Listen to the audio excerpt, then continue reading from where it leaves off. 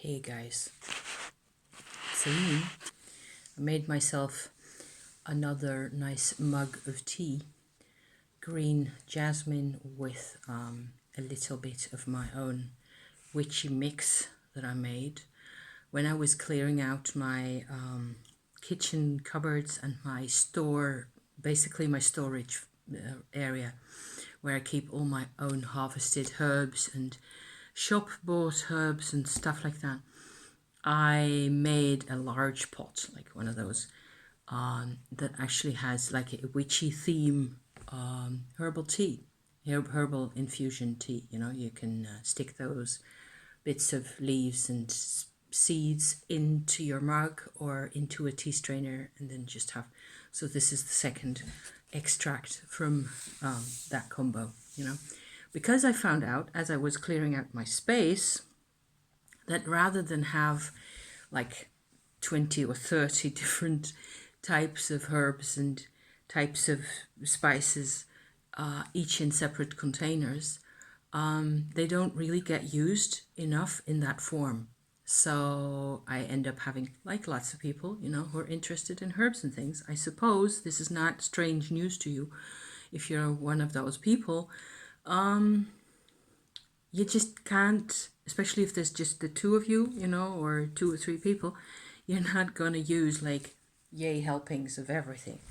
So I decided to put all my lemon balm, half of my lavender supply that I had, and a couple of harvested things like mint and thyme, some of that, not all of it, into my big pot, and with star anise, and it's always really nice. So it's quite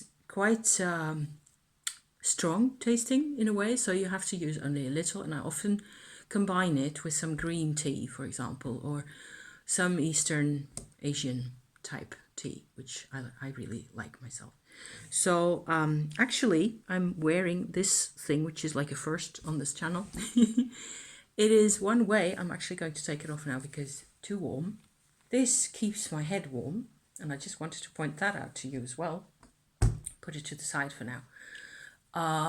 Not because of what it looks like, because personally I think, you know, it's if this is why you're here, you know, you don't care about the cap either, with or without the little cap like that.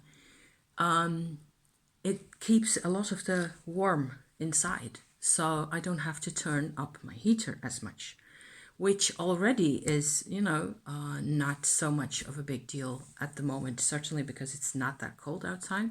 They're telling us that we will have colder weather later in, you know, this week and next week. So I'm expecting to, you know, see a bit more of the heater turning on in that time, especially in the mornings and later in the evenings. If I can, however, prevent it, I also noticed, and there's a couple of things I want to talk to you about in terms of, so this is a witchy check-in, okay? If you've been here before, you know what that means. It means I throw things at you in more or less seemingly complete random order. And I generally try to make sense of my life, and occasionally can show you cool witchy and or witchy things, you know, and generally talk about my life and how things are, you know, how things are going. Either we're within the context of my Tumo practice, which is the next part of my little episode here. I have noticed a couple of things in connection with my Tumo recently, where I, if you don't know what Tumo is a form of my personal approach to a Kundalini yoga type exercise, meditation style exercise, which is basically also an energy work where you try to incorporate as much of your Shakti energy, which is available to all of us, in through your root chakra and into your body, you know, as per spec. You know, I have made videos about this before. They're in my playlists and in my channel. If this is interesting to you, please go check those out. However, I don't need to or want to or you don't need me to go into all that stuff in a lot of detail every time. I just talk about my tumor practice as it is developing. So this is very late in my 3rd year doing this kind of approach. I'm also in menopause, and that is actually at the moment fairly noticeable. It has its ups and downs, so to speak. And one thing I'm again becoming like really aware of at the moment is that there's like phases when in terms of my practice, there's my practice and then there's me. Basically, maybe this is really familiar to anybody who does, any kind of more intense and more specific, dedicated type of yoga or any occult or esoteric practice or anything of the sort, that there is periods where the practice and you are really, really jiving. And there's periods where you simply don't have what it takes. Or things just, you got to a certain level and then you have to sort a couple of things out first before you can proceed onward. And that is what happens to me. I get into all sorts of foul weather because of my past and because of the family connections and lack thereof, that we've all experienced in my tribe that I come from. And the past couple of 6 weeks or so have been quite tough. I was really grateful to have anything and everything, that I could just put on my channel that sort of looks nice to look at, or that is for some reason entertaining, or that I feel is entertaining anyway. Things around my spinning wheel and my sheep's wool the whole adventure with that. That is actually, that is a great support. It doesn't, however, solve my issues. And there's like, the tumor gives me a whole new lease of life, is one way of putting it, where I have immense, I don't even know how to put this. I have so much more strength, so much more energy, that there's no comparison to what it used to be like, because most of my passages were more or less blocked when I started on this whole journey, So the Tumo does the unblocking of the blockages for us already. That's already a plus. And there's changes to some extent. I think your true nature comes out, which can be easy, make things a lot easier in your life, more pleasant to yourself. At least it can change your relationships. It can do all sorts of things. But there is also the simple sort of economy of having access to a certain level of physical and visceral and emotional energy, vital energy, if you like, that you get used to. And then there's the practice where if I, at the level that I am at, okay, if I leave my practice of nightly, in the evening or in the morning, doing 20 minutes worth of focused energy work, making it all be available again. So removing the sort of automatic parts where it gets withheld, because there's basically one place in the underbelly where that happens, where there's a sort of a fail-safe mechanism that prevents us, all of us, any of us, and me certainly, from having endless amounts of Shakti in our lives the whole time. It's important to not have endless amounts of Shakti, apparently. I don't know what the world would look like or what humans would look like if we didn't have this fail-safe mechanism. As it is, we do. And so there's often some kind of reason or some kind of cause or some kind of pattern that creates not a blockage, but like that, talk to the hand kind of a situation where the level of energy that's available to you is less. If this kind of a situation lasts for longer than, say, 5 days or so, I start noticing it. So by the time I am through my 5 days, I have to get back in with my practice, make sure I do my focusing again.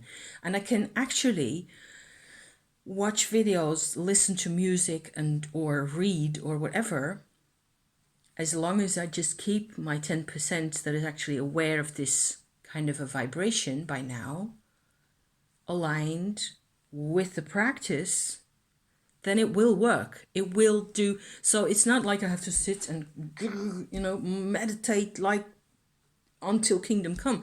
Not at all. It is just a matter of, okay, remember the practice. Do the thing. Do the little thing a couple of times, where especially at that particular third checkpoint is what I've called it in my previous Tumo technique videos. You have to make sure you get past that and establish Tumo again from Shakti energy, which is what you get for free basically, into Tumo, where it becomes your own, it becomes my own to actually direct and use or store for as much as I can, if that's what's needed. After those 5 days, if I don't do the thing, after those 5 days, there's another type of situation that comes up. I never go back to what it was before 2000 and what was it, 20, when I started into this whole circus, this whole operation. Never like that. But I do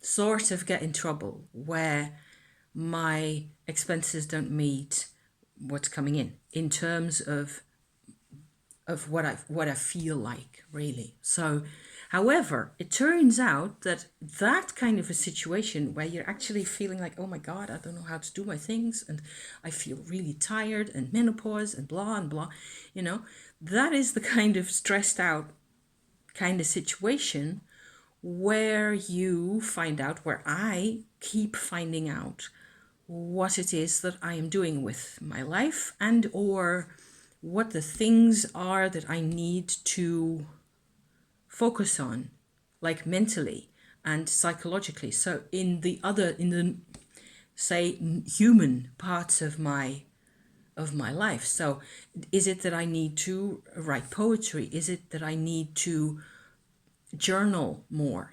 I am here today now because I did a really personally really pleasing journaling session this morning, where I just took whatever time it took to spell out all my travails and things that I had, and I came to a couple of what works for me, a couple of ideas and a couple of insights also regarding, for example, my husband or other people, where there's stuff I just need to become aware of, and before that it just sits beneath the surface and there's stuff going on and I don't really feel so grand, and you have a sum total of not feeling too grand, feeling really tired, getting your underbelly's not happy and whatnot, and issues from the past, mental health issues, fragmentation being the biggest one of those. That's one of my main, bottleneck things,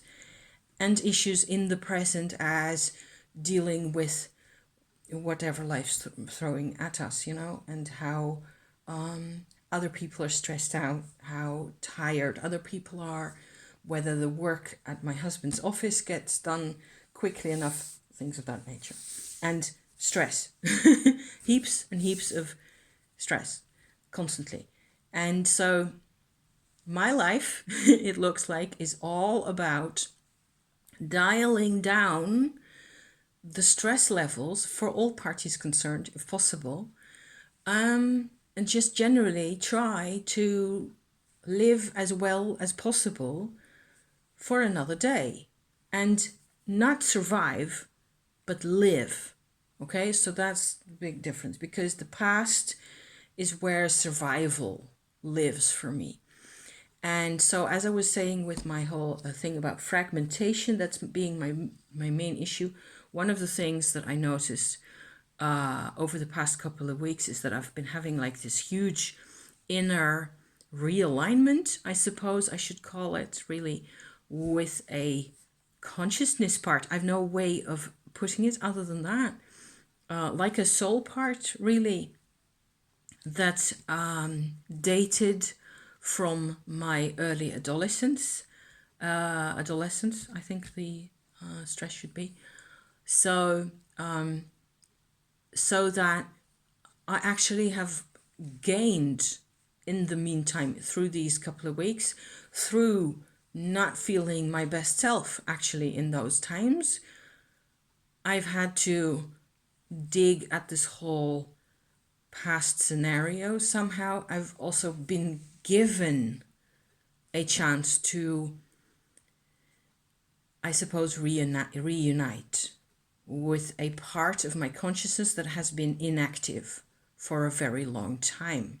This is something I've said before on my channel. I suppose a lot of my story here is about realigning and reintegrating and defragmenting and whatever you want to call it, with Tumo, and before that without it, actually, just because I felt that where I came from, it was the barest minimum of consciousness that I had. I just didn't even, I didn't, it was like I didn't really exist as a person.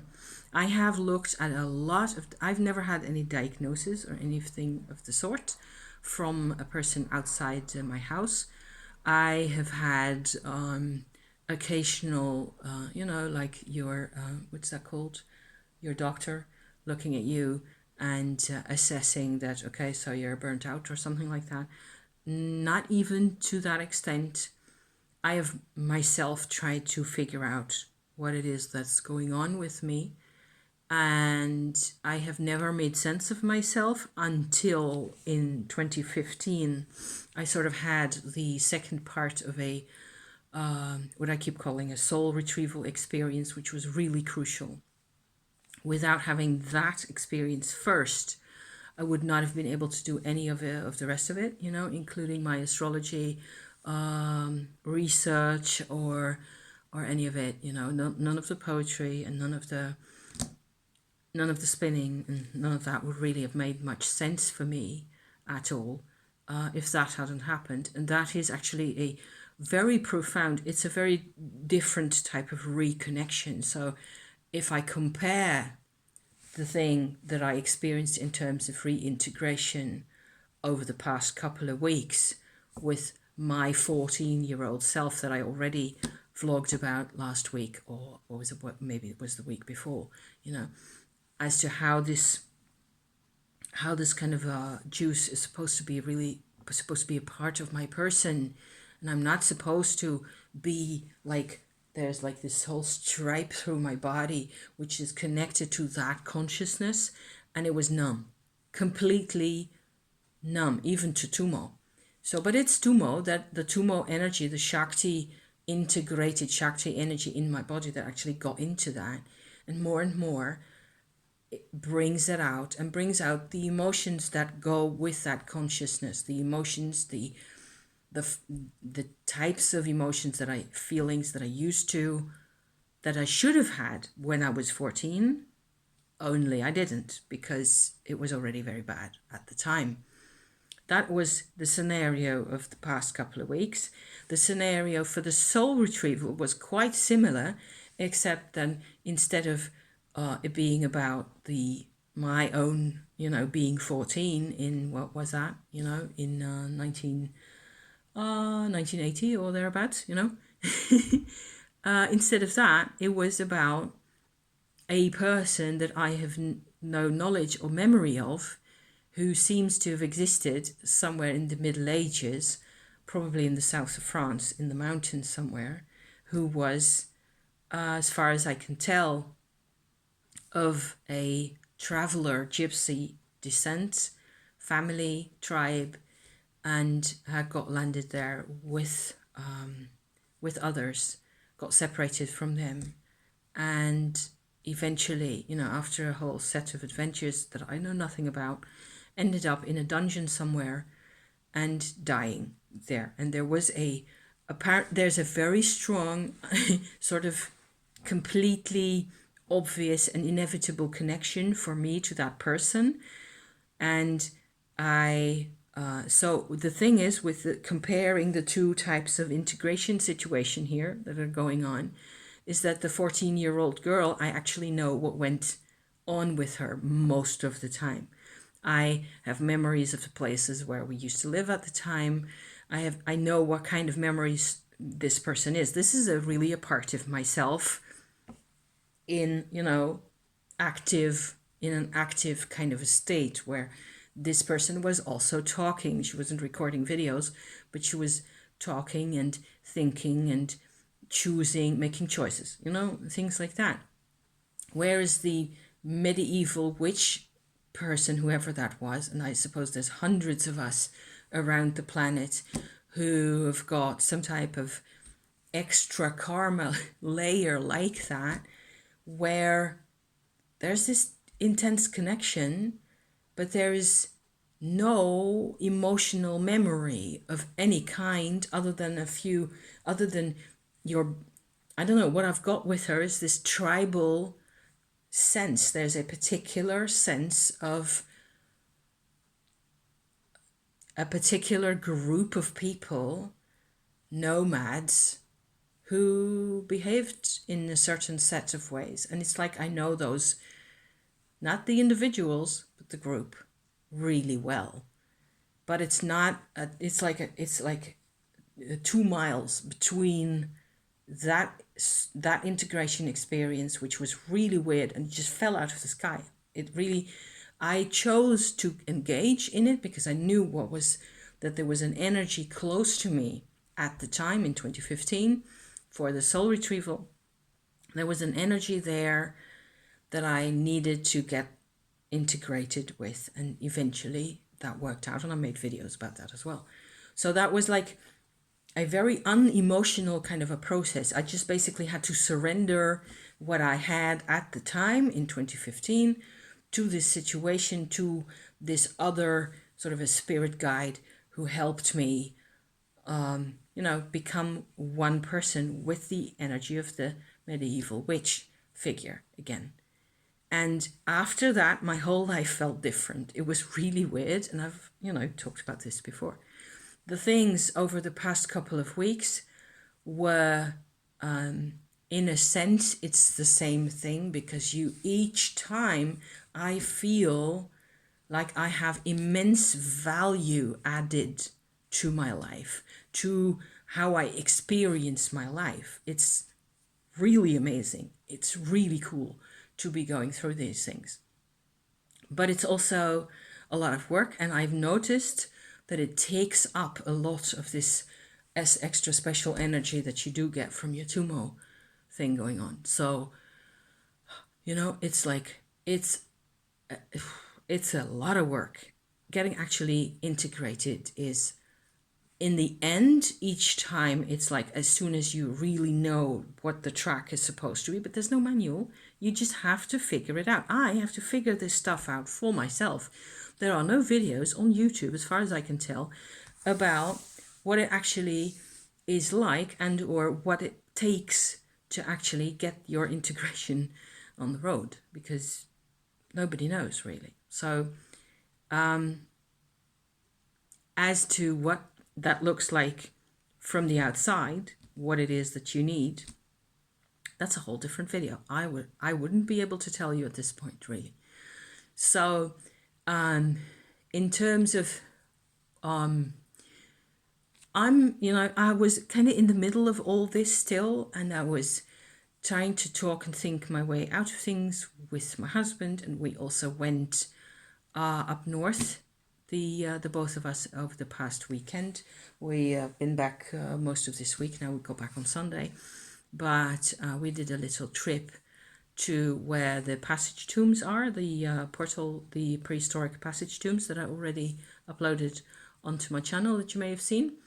That was really awesome, because we had not been in that area for at least 20 years, I think.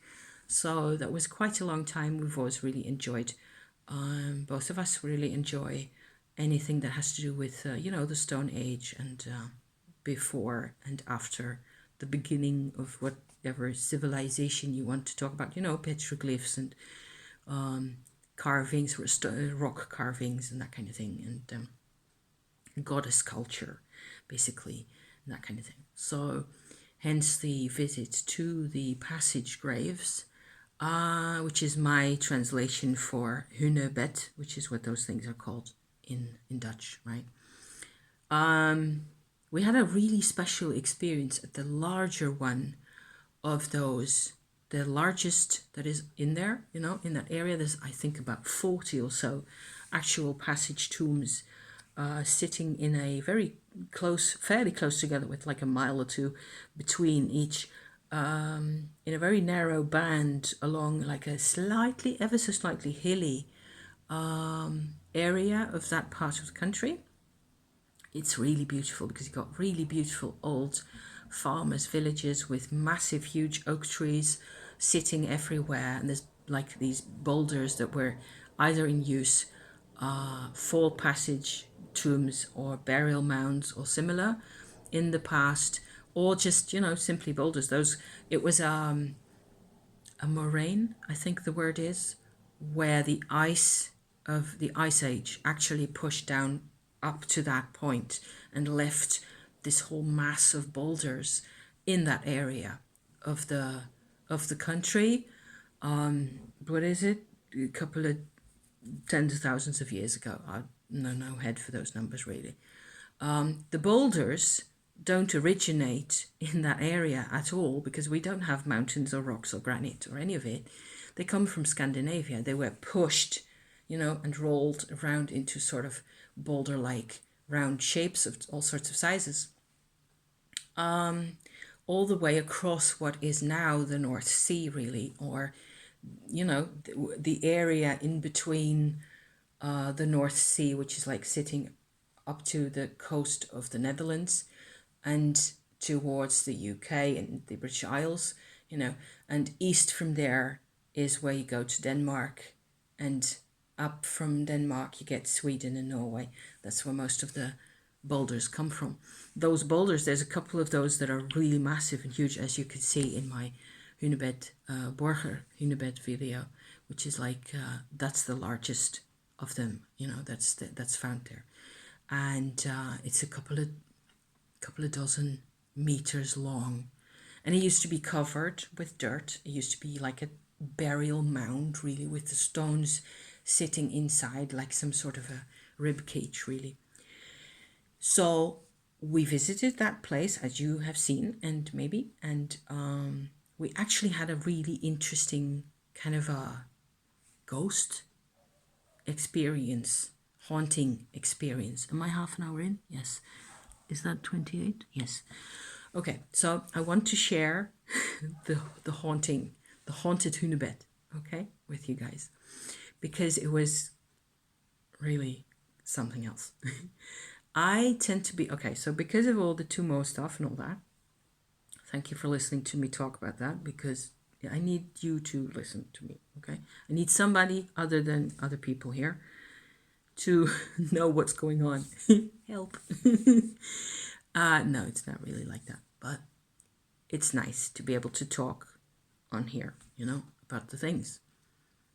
It makes me, it's not only the Tumo, I've done energy work and light work and those kinds of things before for nigh on 20 years. I think more than 25-ish years, something like that. I've no idea where I started that stuff from. I know that my mum was meditating, so, but I didn't really consider it. I don't think I've got memories of energy work from when my mum was still alive. It was after she passed away. So after 95, I got into that kind of thing. And I've become more and more aware of different sort of qualities of energy in different surroundings, like churches, for example. They can have very specific energy natures. A place has got an energy nature. This place also has an energy nature. And it's often fairly complex. And I can actually fairly easily switch myself to a an experience of where I sort of see different levels of energy, especially in churches. That's fairly easy for me to pick up on. If I just, go like that with my focus, I turn away from what it is that people are doing around me, from being, interested in that, to what the earth is like, what the building is like, what kind of vibes there are, and this is very personal. And so my whole haunting story here is also my personal experience of this place. And I'm not, hopefully not too much, trying to tell you that this is what actual truth is like at that place. I am not trying to make out that this is really like a history of like we would agree that this is what happened over there. It's my impression, okay? And I don't have anybody else to corroborate it, but it was very consistent and very clear. So here it is, okay? I'm standing in front of the entrance to the Hunebed with these big boulders that sort of jut out towards the front, like an entrance, I think it's so cool, you want to just make houses that look like that. Awesome. And then on either side, the Hunebed goes outward with slightly smaller boulders, like trilithons, two on the floor and one on the top, like a capstone, like that, outward. Immediately to the left, the trilithon, the set of three, immediately to the left of the set that holds up the middle big capstone, okay?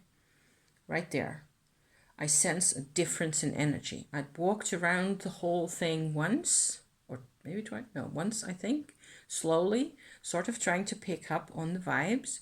I'd already done a couple of sessions at earlier locations and other locations where I could really easily connect with the energy of the Hunebed. And each time it was different, very different, very like extraordinarily like completely that way or completely, and not in a sense of some of them were scary or not. Actually, the big one was the only one that started off as fairly scary. Husband was in agreement with me at the time that he actually felt like it had something to do with male, much more masculine, traditional masculine initiation rites of some sort. We were in agreement on that. And it just kind of roller coasted from there, okay? So we'd been chatting about that on and off, and then I made my little video where I was talking and showing you the Hunebed. And then after that, I'd sort of shut down my video making and I was getting back into the energy.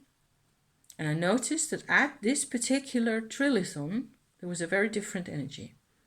And there was a lot of pain that immediately sort of got itself transmitted to me. That's like help, waving for my attention, wanting apparently for me to connect with it.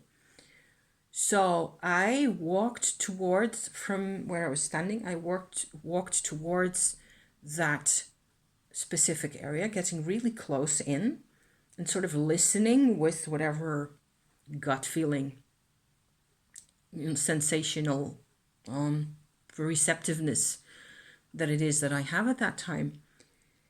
And I saw in my mind's eye eventually a young man around 17 years of age sitting there bound inside the tomb. So as if they were actually using the tomb to initiate him. He was supposed to become a leader. And it had everything to do with testing him, as we read about, in initiation rites, testing somebody through pain and fear and cold and darkness. And they'd sort of bound him there and left him there in his belief to die, more or less. Actually, before I approached him, I'd noticed that there was a lot of, I remember now, there was a lot of drumming, So as soon as I sort of switched my consciousness into this whole magical field, or whatever it is, into the perceiving the spirit kind of the picking up on the spirit world kind of a thing that I'm doing, I heard loud drums, like deafening loud, like somebody's banging, like those Brazilian big, huge drums, one on either side. It was like terrible. And screaming and shouting. Whereas one of the other ones, the other dolmen that we visited a couple of days earlier, was a female, very strong female presence. And there was actually a lot of chanting. The vibe was like 180 degrees different. It was fascinating to tune into. And I'm actually looking forward to going back there in a couple of years' time, and seeing what's come out. So, but I'm not done. Hang on, because we're not done here. I'm not leaving somebody who's in misery, okay? At the moment that I realized that we had the drumming, we had all the screaming and shouting, and then I started becoming aware of this pool of misery in the middle there, on the one side of the middle. I first put in what I call my white light, okay? I just white lighted the whole thing so as to basically get rid of anything dubious. You don't want any influences to come between you and whatever is possible for you to do there. You don't want to go like, and then run off and nothing gets done, which is probably what would have happened, because it was quite scary. The beginning of it was really very much like a haunted Hunebed. It was the middle of the afternoon. Sun was shining. It was a beautiful day. Everything was fine. But if you change perspective, it's suddenly like a crazy scene from a crazy movie, crazy B movie, about witches and things. White lighted, some of the fear and terror and aggression, whatever that was left of that, maybe it's in the quartz and the granite that really stores energy. That's a well-known fact, that may well be that's what's actually happened. So I just did whatever I could quickly to get some of that stuff out of the way. And then I became aware of this actual figure sitting there, and I could approach him, okay? And after that, I sort of had a conversation with this person. And the really cool thing was that I could show that whatever he was going through actually served a purpose and it wasn't in vain. And of course, also, somehow we both became aware that he wasn't going to die there. It was just it was an experience that they put him through, and they didn't tell him as much, because he was supposed to be really scared and to learn to control his fear. And he was going to have a long and fruitful life afterwards. And I showed him my husband. And what was really funny and cool and interesting was to see how there's this male figure from around 1000 or so BC, maybe 700, but no later than that, I think, who had absolutely no sense of what kind of a man, in the traditional sense, if that's even applicable to him, I don't know, my husband is like. So he could see my husband. My husband could not see him. Okay, he has only my story to follow here. He doesn't. He can occasionally see things for himself whenever they're really personally important to him. My husband, I'm talking about. Okay, he can actually see things just as well as I can, but not in this day. Not this time. Okay, it wasn't the time, but it also wasn't really super relevant for him personally. He didn't really have an issue with this guy at all. For this guy, who remains nameless, I think, in the Hunebed, in the passage to him, he was really interested. It was so noticeable. The emotions were really clear as to that my husband coming there and being like this total, hippie child, kind of withdrawn, not super expressive, very Dutch, very European, understated, and very compassionate, but very very cool-headed, kind of a person compared to the old days, very restrained. How he was a different kind of man, and the man in the tomb he was not buried there. He's not buried. I don't think so. Maybe I'm hesitant now as to whether he was actually buried there. But if that's the case, that was 25 years later. After having quite a number of interesting years still. He was so interested in my husband to see a modern man. The interest was just dripping from these huge boulders, which was just so cool. And that continued on, that feeling of intermixing and interaction between those energies, for me, continued on for at least an hour and a half, 2 hours afterwards, where he was sort of still following us with his mind. This energy that was there was a mind part to that energy that was sort of still with us. And he was actually really grateful for being allowed to see into the future like this and to get connected it was one individual. I have never before, and I don't think I've actually said this, but maybe I have. I normally don't connect with individual energies, individual people, or like imprints of ghosts. I don't see ghosts normally. That's not really my MO. So I was really surprised and really pleased. And I still have a really good feeling about the whole operation, And after this sort of 2-hour period, and we left and all that, we went to a couple of other places and we had dinner and all the rest of it. The whole feeling just faded away, and it was like the energy, went back to sleep, whatever it was. The interaction was done, and it feels to me like yes, mainly me, but my husband played a really important part in the whole thing by just being there. So you can see it's not only about pushing something or getting something or white lighting the hell out of the place or whatever else. It is about being there, basically. And you do whatever you can in a particular context. And this is what I could do. And it's like there's a very thin layer of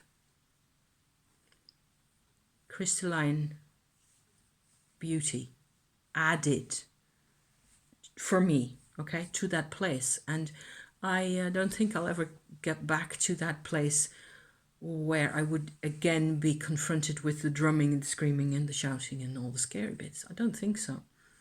I have no idea. I don't think I've ever found, but I haven't really Googled that or anything, stories about the experiences of hauntings or spirit presences or spirit presence felt, by people in recent times that are sort of, that's not a fairy tale, that's not like a folk tale of some sort, or just something like that, where it would actually be an account of somebody's experience there. I don't think I found a couple of people, and I can still go and have a shooty around, because there's one website at least where they've got some more personal and some more, vibrational experience kinds of stories around the passage grave. So yeah, so that was pretty cool.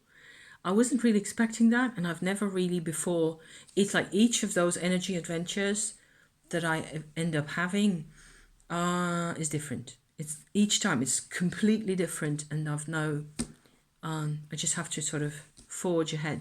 The noticeable thing for me was that you first have to have a remedy, okay, against the layer that may be there in a location like that, or that may be in whatever, a haunted house or a place where bad things have happened. There's a layer in the energy that is really threatening and really scary. that can actually be threatening. If people move into, there's hundreds of accounts of that type on the internet, people move into, often unknowingly, into a haunted house or apartment or of some sort where something bad happened, and people get sick, people get headaches, there's all sorts of shit going on. So what I believe then is that often people get some kind of a healer or some energy worker or a priest who does the same kind of thing, to bless the place, and that basically white lights the layer of badness out of the thing. Personally, I'm really pleased that I actually got to have a conversation with this person from the past. It was bloody awesome, and especially to see the difference where my husband actually chops wood like once a year or so when we need wood when we've got some logs and we need to get them chopped up for the fireplace, then he will do that. Other than that, he is as macho as I am, or less, less macho than I am. I'm forgetting my tea because I'm having fun here.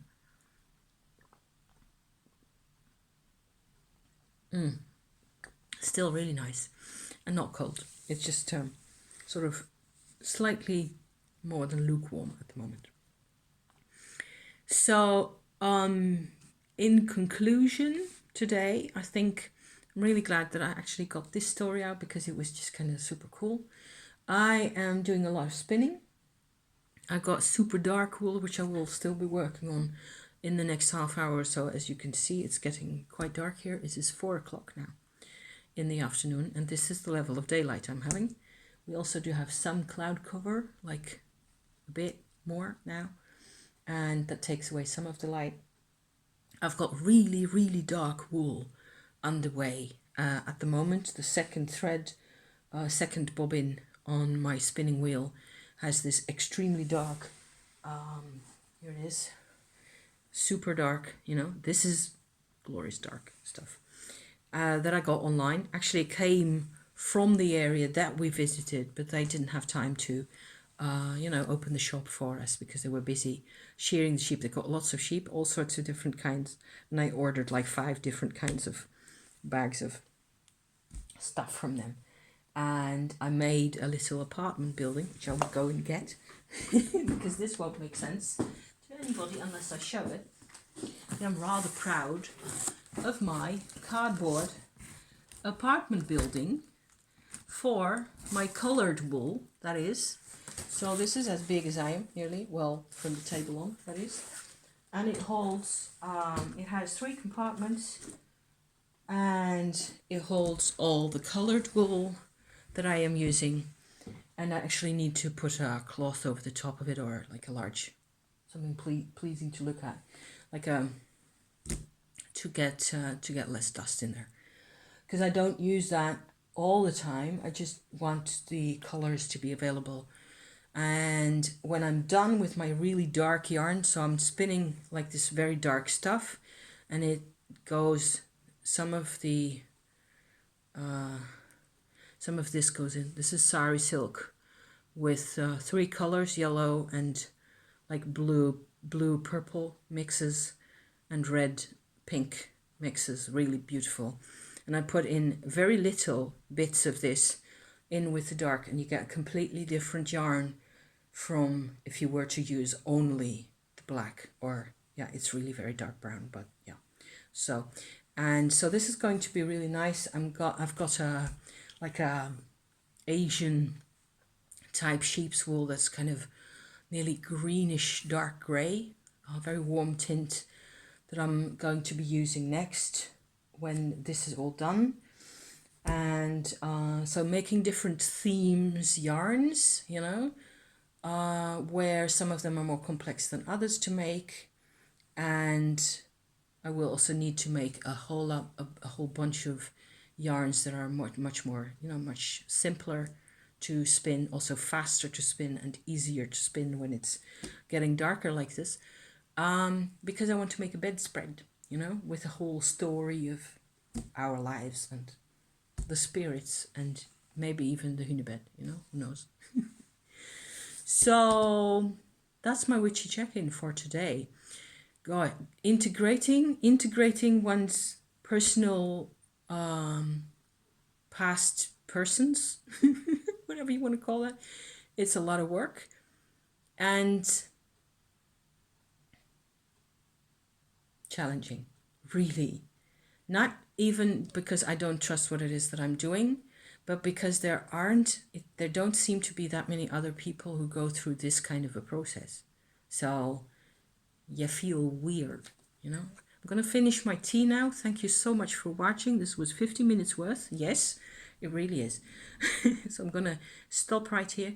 Thank you, my dears. And I will probably be seeing you next week with whatever it is at the time that we're doing. Okay? Thank you. See you then. Bye-bye.